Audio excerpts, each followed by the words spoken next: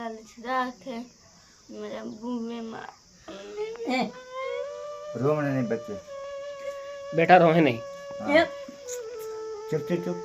अब ये बच्ची बता रही हैं कि इनके दिल में सुराख है और इनके अब्बू भी बीमार हैं। काइंडली इनकी हेल्प की जाए।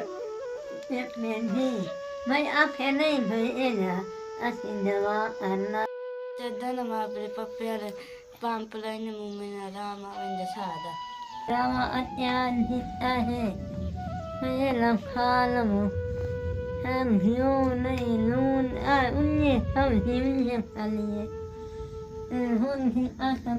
ये माँ जी बता रही हैं कि इनको किसी हमसाये ने अचार दिया है कि आप ये खा लें, और इनके पास बता रही हैं कि घी वगैरह नहीं है जिससे वो अपना सालन बना लें। ये सब्ज़ी लेकर उन्होंने रखी हुई है, लेकिन बनाने के लिए इनके पास मसाला जात और घी वगैरह